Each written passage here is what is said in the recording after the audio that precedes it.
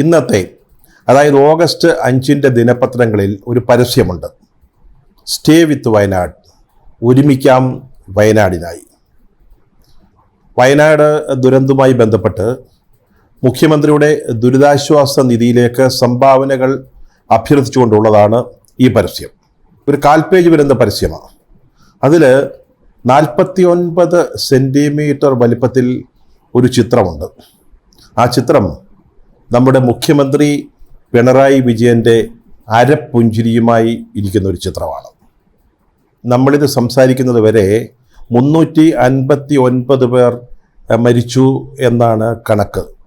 കുറേയേറെ പേരെ കാണാനുണ്ട്, അവരെ ഇതുവരെ കണ്ടെത്തിയിട്ടില്ല. തിരിച്ചറിയാനാവാത്ത മൃതദേഹങ്ങൾ ഒന്നിച്ച് സംസ്കരിച്ചുകൊണ്ടിരിക്കുകയാണ്. നമ്മൾ കഴിഞ്ഞ ദിവസങ്ങളിലൊക്കെ പറഞ്ഞതുപോലെ മറ്റൊരിക്കലും ഉണ്ടാകാത്തൊരു വലിയ ദുരന്തത്തിൻ്റെ മുഖത്താണ് നമ്മൾ നിൽക്കുന്നത്. ദുരിതാശ്വാസ പ്രവർത്തനങ്ങൾ നടക്കുന്നു. അതോടൊപ്പം തന്നെ ഇനി പുനരധിവാസ പ്രവർത്തനങ്ങളിലേക്ക് കൂടുതൽ സജീവമായിട്ട് നീങ്ങണം. അതിന് സ്വാഭാവികമായും സാമ്പത്തിക പിൻബലം വേണം. നമ്മുടെ സാമ്പത്തിക അവസ്ഥ കുറച്ച് മോശമാണ്. അപ്പോൾ ദുരിതാശ്വാസ നിധിയിലേക്ക് നമ്മൾ സംഭാവന ചോദിക്കുന്നതിൽ തെറ്റൊന്നുമില്ല. പക്ഷേ ആ പരസ്യത്തിലേക്ക് എഴുന്നള്ളിച്ച് വെക്കേണ്ട ഒരു ചിത്രമാണോ നമ്മുടെ മുഖ്യമന്ത്രിയുടേത്? ഒന്ന് ആലോചിച്ച് നോക്കണ്ടേ. ഈ പരസ്യമുണ്ടല്ലോ, അത് കേരളത്തിലെ പത്രങ്ങൾ സൗജന്യമായിട്ട് കൊടുത്തതാണ്, അല്ലാതെ പണം വാങ്ങിച്ചു നൽകിയ പരസ്യമില്ല. അവിടെയാണ് ഇത്തരത്തിലുള്ള ഈ കെട്ടുകാഴ്ചകൾ നാം കാണുന്നത്. ഞാനിതിനെപ്പറ്റി ഇച്ചിരി ഉളുപ്പ് വേണ്ട എന്നൊന്നും ചോദിക്കുന്നില്ല. പക്ഷേ ശകലം ഔചിത്യം, ശകലം വകതിരിവ് അതെങ്കിലും വേണ്ടേ ഇതുപോലൊരു പരസ്യം കൊടുക്കാൻ തീരുമാനിക്കുന്നതിന് മുമ്പ്? ഒരു ദുരന്തത്തിൽ എല്ലാം നഷ്ടപ്പെട്ടവർക്ക്, ജീവിതം ഉറ്റവർ ഉടയവർ അവരെല്ലാം നഷ്ടപ്പെട്ടവർക്കൊരു പുതുജീവിതം നമ്മൾ കൊടുക്കണം. അതിനുവേണ്ടിയുള്ള പുനരധിവാസ പ്രവർത്തനത്തിന് വേണ്ട പണമാണ്. അതുപോലെ തന്നെ ഈ ദുരന്തത്തിൽ മരിച്ചുപോയ ധാരാളം പേരുണ്ട്. അവരുടെ കുടുംബങ്ങൾക്ക് നഷ്ടപരിഹാരം നൽകേണ്ടതുണ്ട്. അതിനുവേണ്ടിയാണ് ദുരിതാശ്വാസ നിധി ഉപയോഗിക്കേണ്ടത്. അതിനാണ് ആളുകളിൽ നിന്ന് നമ്മൾ സംഭാവന ചോദിക്കുന്നത്. അവിടെ എന്തിനാണ് മുഖ്യമന്ത്രിയുടെ ചിത്രം കൊണ്ട് പ്രതിഷ്ഠിക്കുന്നത് എന്ന് മാത്രം മനസ്സിലാക്കുന്നില്ല. ഇതൊരു ചെറിയ കാര്യമല്ലേ, ഒരു നിസ്സാര സംഗതിയല്ലേ എന്ന് പറയാം. ഒരു അവിഞ്ഞ വിഷയം തന്നെയാണ്. പക്ഷേ മേൽത്തട്ടിലുള്ള ഈ നാണമില്ലായ്മ കാണുമ്പോൾ നാണം മറന്നുകൊണ്ട് ഇതൊക്കെ ചോദിക്കാൻ ഈ സാഹചര്യം നമ്മെ പ്രേരിപ്പിക്കുകയാണ്. ഈ ഫണ്ട് മുഖ്യമന്ത്രി പിണറായി വിജയന് വേണ്ടിയുള്ളതല്ല, അദ്ദേഹത്തിൻ്റെ ഇഷ്ടപ്രകാരം എടുത്ത് ചെലവഴിക്കാനുള്ളതല്ല. വാസ്തവത്തിൽ ഇത് നാട്ടുകാർ നൽകുന്ന പണം, അത് ഉപയോഗിക്കുന്നതിനുള്ള അല്ലെങ്കിൽ അത് പ്രയോജനപ്പെടുത്തുന്നതിനുള്ള ഒരു ഫെസിലിറ്റേറ്റർ മാത്രമാണ് ഇവിടെ ഗവൺമെൻറ്, ഒരു കോർഡിനേറ്റിംഗ് ഏജൻസി മാത്രമാണ്. ഇവിടെ വാസ്തവത്തിൽ നൽകേണ്ടിയിരുന്നത് ഈ ദുരന്തമുഖത്ത് നിൽക്കുമ്പോൾ നമുക്ക് ഒരു പ്രതീക്ഷയുടെ, പ്രത്യാശയുടെ സന്ദേശം നൽകുന്ന, അല്ലെ അതിജീവനത്തിൻ്റെ സന്ദേശം നൽകുന്ന ഒരു ചിത്രമായിരുന്നില്ലേ? എത്രയോ ഹൃദയസ്പർശിയായ ചിത്രങ്ങൾ നമ്മൾ ഈ ദുരന്തമുഖത്ത് നിന്ന് കണ്ടതാണ്. അതാണ് വാസ്തവത്തിൽ കൊടുക്കേണ്ടിയിരുന്നത്. പകരം ഈ ദുരന്തത്തിൻ്റെ ഒരു ചിത്രവും അത് സംബന്ധിച്ച് കുറേ സ്റ്റാമ്പ് ഫോട്ടോകളും കൊടുത്തിട്ട് നമ്മുടെ മുഖ്യമന്ത്രിയുടെ ചിത്രം ഏറ്റവും പ്രധാനപ്പെട്ടതായിട്ട് ആ പരസ്യത്തിൽ പ്രതിഷ്ഠിച്ചിരിക്കുകയാണ്. ദുരന്തത്തെ അതിജീവിച്ചു വന്ന കുഞ്ഞുങ്ങളുടെയൊക്കെ ചിത്രങ്ങൾ നമ്മൾ ധാരാളം കണ്ടതാണ്. അതിലൊരു ചിത്രമായിരുന്നു നമ്മൾ ഈ പരസ്യത്തിൽ സർക്കാർ കൊടുക്കേണ്ടിയിരുന്നത്. മുണ്ടക്കൈ, ചൂരൽമല എന്നീ സ്ഥലങ്ങളിലുണ്ടായ ഈ മഹാദുരന്തത്തിൻ്റെ ഞെട്ടലിൽ നിന്ന്, അതിൻ്റെ വലിയ ആഘാതത്തിൽ നിന്ന് നമ്മളൊന്ന് വിമുക്തി തേടി വരികയാണ്. ദുരിതാശ്വാസ പ്രവർത്തനങ്ങൾ പുരോഗമിക്കുന്നു. ഇനി പക്ഷേ ശ്രദ്ധ കേന്ദ്രീകരിക്കേണ്ടത് പുനരധിവാസവുമായി ബന്ധപ്പെട്ട കാര്യങ്ങളിലാണ്. ഇനി ഇപ്പോഴാണ് ഈ ദുരന്തത്തിൽ നിന്ന്, ഈ ദുരന്തം കൈകാര്യം ചെയ്തതിൻ്റെ പേരിൽ ഖ്യാതി പിടിച്ചു പറ്റാനുള്ള ശ്രമങ്ങൾ ഉണ്ടാവുക, അല്ലെങ്കിൽ ആരംഭിക്കുക.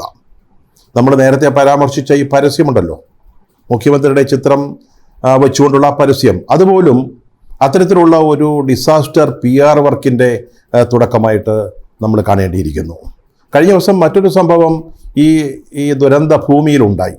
അതായത് അവിടെ ഭക്ഷണം നൽകിക്കൊണ്ടിരുന്ന ഒരു സംഘം, ഒരു സന്നദ്ധ സംഘം, കഴിഞ്ഞ 5 ദിവസങ്ങളിലായിട്ട് അവരെ തുടർച്ചയായിട്ട് സന്നദ്ധ പ്രവർത്തകർക്ക്, ഈ ദുരിതാശ്വാസ പ്രവർത്തനത്തിൽ ഏർപ്പെട്ടിരിക്കുന്ന സർക്കാർ ഉദ്യോഗസ്ഥന്മാർക്ക്, പോലീസുകാരടക്കമുള്ളവർക്ക്, അല്ലെങ്കിൽ റവന്യൂ വകുപ്പുമായി ബന്ധപ്പെട്ട ആളുകൾക്ക്, അഗ്നിശമന സേന, പോലീസ്, ഇവർക്കെല്ലാം ഇവർ കൃത്യമായിട്ട് നല്ല വൃത്തിയുള്ള ഭക്ഷണം നൽകിക്കൊണ്ടിരുന്നതാണ്.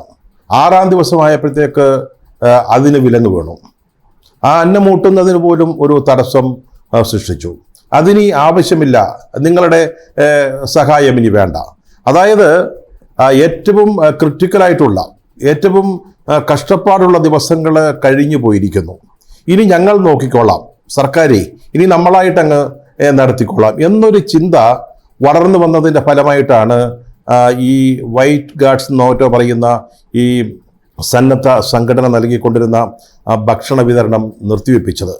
വാസ്തവത്തിൽ അവർ ലീഗുകാരാണ്, മുസ്ലിം ലീഗുകാരാണ്. എനിക്ക് തോന്നുന്നു നരിപ്പറ്റ പഞ്ചായത്തിൽ നിന്നോ മറ്റോ വന്നവരാ. പക്ഷെ അവരൊന്നും ആ രാഷ്ട്രീയ പാർട്ടിയുടെ പേരിലല്ല അത് ചെയ്തത്.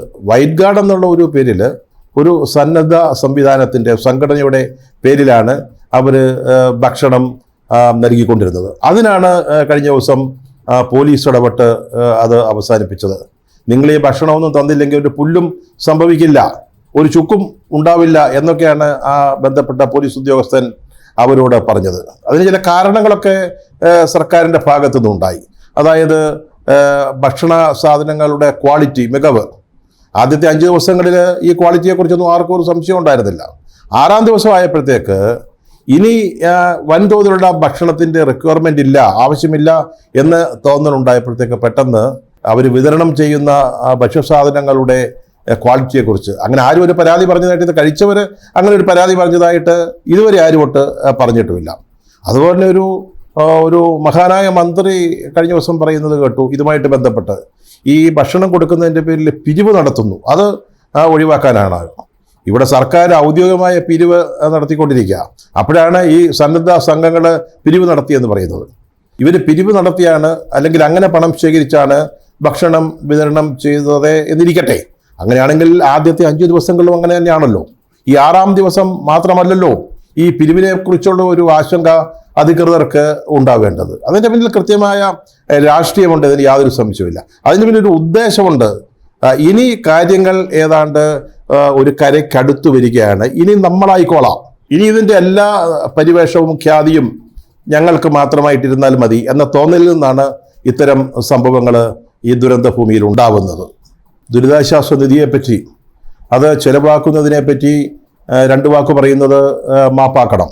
കാരണം ഇതൊന്നും പറഞ്ഞു പോകാത്ത വിഷയങ്ങളാണ് ഈ ദിവസങ്ങളിൽ.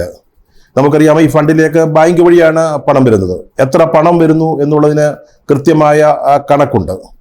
അതുപോലെ തന്നെ ഈ ദുരിതാശ്വാസ അല്ലെങ്കിൽ പുനരധിവാസ പ്രവർത്തനങ്ങൾക്ക് എത്ര തുക വേണം, എത്ര കോടി രൂപ വേണം എന്നുള്ളത് സംബന്ധിച്ച് നമുക്കൊരു മാസ്റ്റർ പ്ലാൻ തയ്യാറാക്കാവുന്നതേ ഉള്ളൂ.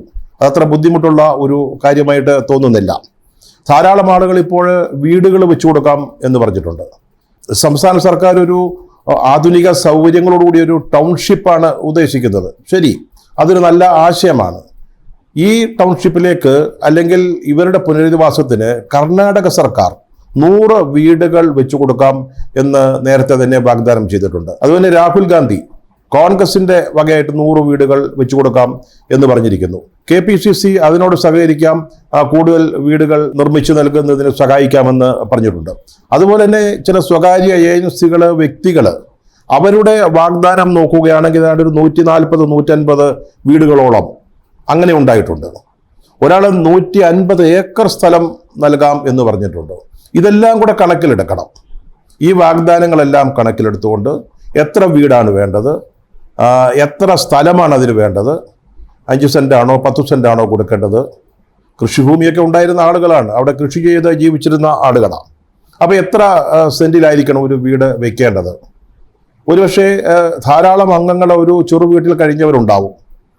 അവർ അവശേഷിക്കുന്നുണ്ടെങ്കിൽ അവർക്ക് 2 വീട് വെച്ചു കൊടുക്കണമോ എന്ന കാര്യം നമ്മൾ ആലോചിക്കേണ്ടതുണ്ട്. അതുപോലെ തന്നെ നഷ്ടപരിഹാരം, മരിച്ചവർക്കുള്ള നഷ്ടപരിഹാരം, അതുപോലെ തന്നെ കുട്ടികളുടെ വിദ്യാഭ്യാസ ചെലവുകൾ, അങ്ങനെ ധാരാളം ചെലവുകൾ. അല്ലെങ്കിൽ എല്ലാ ജീവനോപാധികളും നഷ്ടപ്പെട്ട വ്യക്തികൾക്ക്, കുടുംബങ്ങൾക്ക് ഇനി ജീവിക്കാനുള്ള ഒരു മാർഗം, ഇതിനെക്കുറിച്ചൊരു മാസ്റ്റർ പ്ലാൻ നമുക്ക് തയ്യാറാക്കാവുന്നതേ ഉള്ളൂ. അതിൻ്റെ അടിസ്ഥാനത്തിൽ വേണം ഈ ദുരിതാശ്വാസ ഫണ്ടിലേക്കുള്ള പണം സ്വീകരിക്കേണ്ടത്. ആവശ്യത്തിനപ്പുറത്തേക്ക് പണം സ്വീകരിക്കുമ്പോഴാണ്, അല്ലെങ്കിൽ ഇതൊരു ഖജനാവ് നിറയ്ക്കാനുള്ള ഒരു ഉപായമായി നമ്മൾ കാണുകയും അതനുസരിച്ച് പ്രവർത്തിക്കുകയും ചെയ്യുമ്പോഴാണ് പരാതികൾ ധാരാളമായിട്ട് ഉണ്ടാവുന്നത്. ഇപ്പോൾ ഈ സിനിമാ താരങ്ങളെയൊക്കെ വെച്ചുകൊണ്ടുള്ള പരസ്യങ്ങളൊക്കെ ഇപ്പോൾ വരുന്നുണ്ട്. വലിയ തോതിൽ ആളുകൾ ഫണ്ടിലേക്ക് പണം കൊടുക്കുന്നുമുണ്ട്. അപ്പം ഞാൻ നേരത്തെ പറഞ്ഞതുപോലെ നമ്മുടെ റിക്വയർമെൻറ്റ്സ് അനുസരിച്ചുള്ളൊരു മാസ്റ്റർ പ്ലാൻ തയ്യാറാക്കിയിട്ട് ഗവൺമെൻറ് മുന്നോട്ട് പോവുകയാണെങ്കിൽ നമുക്ക് ലഭിക്കുന്ന ഫണ്ട് അത് കൂടുതൽ നമ്മൾ സ്വീകരിക്കേണ്ട കാര്യവുമില്ല. ആ ഫണ്ട് നമുക്ക് കൃത്യമായിട്ട് പരാതി കൂടാതെ ആവശ്യക്കാർക്ക് മുഴുവൻ പ്രയോജനകരമായ രീതിയിൽ ചെലവഴിക്കുന്നതിന് സാധിക്കും. അതായത് പറഞ്ഞത് ഫണ്ടിൻ്റെ സ്വീകരണത്തിലും അതിൻ്റെ ചെലവഴിക്കലിലും കൃത്യമായ സുതാര്യത വേണം. അത് ജനങ്ങളെ ബോധ്യപ്പെടുത്താൻ പറ്റുന്ന തരത്തിലായിരിക്കണം.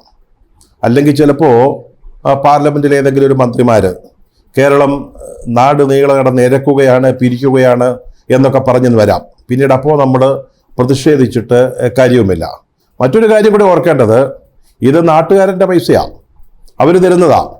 വീടുകൾ വെച്ച് തരുന്നതൊക്കെ നാട്ടുകാരുടെ പണം ഉപയോഗിച്ച് തന്നെയാണ്.